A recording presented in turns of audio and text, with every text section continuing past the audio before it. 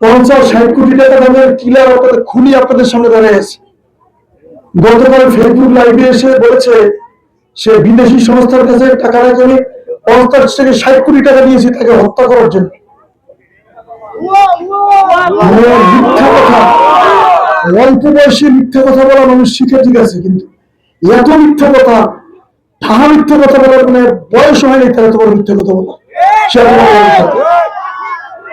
গলাচিপা দশমিনা নির্বাচনী পরিবেশ এখন পর্যন্ত যতটুকু আছে, হুমকি ধমকি নিয়ে যাবো, ডিক্লার দিয়ে নিয়ে যাবো, মারিয়া যাবো, কাঠা যাবো, সিরিয়া যাবো, তারাই বলে। আমরা কোথাও বলেছি? আমরা কি বলছি?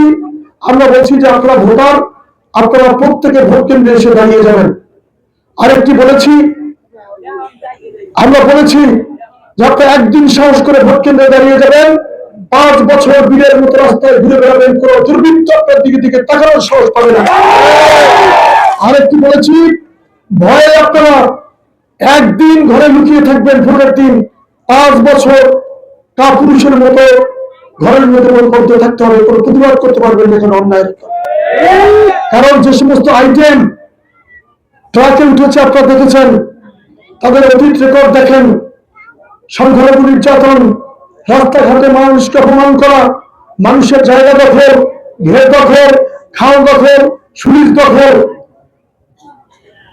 সুতরাং আমরা ব্যক্তিগত উৎসাহ বলতে চাই না, তারাও আমাদের দল করে, ভবিষ্যতে হয়তো আবার এক প্ল্যাটফর্মে দল করাও লাগতে পারে, এমন কিছু আমরা বলতে চাই না যে ভবিষ্যতে এক জায়গায় বসে চা খাওয়ার পরিবেশ না থাকে।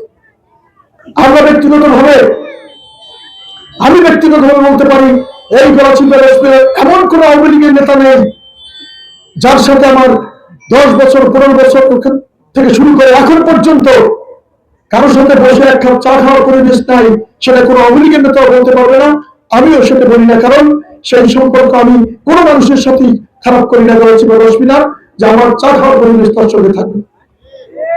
সে আমি 50-60 কোটি টাকা নিয়ে হিন্দুকে হত্যা করবো, কত বড় মৃত্যু বাংলাদেশে এবং আমাদের গলাচিপা রসমিনার জন্মগ্রহণ করেছে একবার ভাবুন। একটা কথা আছে যে সবচেয়ে নিকৃষ্ট মানের নির্বাচিত সরকারও সবচেয়ে উৎকৃষ্ট মানের অনির্বাচিত সরকারের চেয়ে ভালো। সেটা যদি আপনি মৌলবাদী এবং গৌরী রাস্তাঘাট দেখেন, আমি কোন জনপ্রতিনিধিকে ছোট করে দেখব না, তারা হয়তো চেষ্টা করেছেন, কিছু করেছেন, কিছু পারেন নাই, কিন্তু যে রাস্তাগুলো বাজে অবস্থা, রিপেয়ারিং নাই, ডেভেলপমেন্ট নাই, এটি হচ্ছে গত 1.5 বছর ধরে আপনার অনির্বাচিত সরকার থাকার কারণে।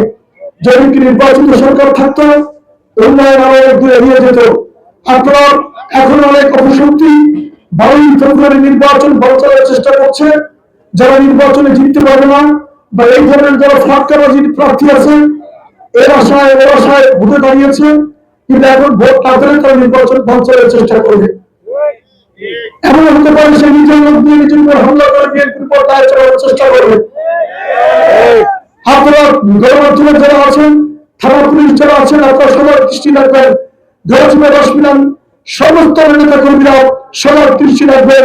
এই সমস্ত দুর্বৃত্তরা যে কোনো অঘটন ঘটিয়ে এখানে নির্বাচনের পরিবেশ বানচাল করার চেষ্টা করতে পারে। আপনারা উন্নয়নের কথা বলছেন, আসলে মনোরম একটি বিচ্ছিন্ন এরিয়া, এখানে সুইচ গেট প্রয়োজন, রাস্তা প্রয়োজন। 5 তারিখের পরে আমরা বেশ কয়েকটি রাস্তার জন্য এখানে চেষ্টা করেছিলাম।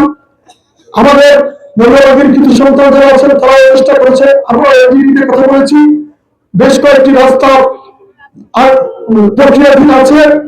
নির্বাচনের পরে সবগুলোই শুরু হবে ইনশাল্লাহ।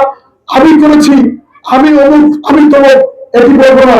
জনগণের সন্তানরাও চেষ্টা করেছেন, আমরাও জনগণের প্রতিনিধি হিসেবে নির্বাচন করব সেই আশা এবং ভরসায় আমরাও চেষ্টা করেছি।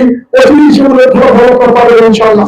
বলছি, আপনাদের ভোটে এখানে জনপ্রতিনিধি নির্বাচিত হবে, কেউ তালবাহানা করে আপনাদের ভোট নষ্ট করতে পারবে না।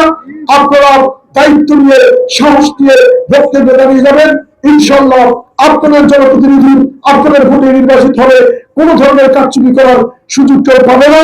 আমরা তাদেরকে কঠোর হস্তে দমন করবো ইনশাল্লাহ।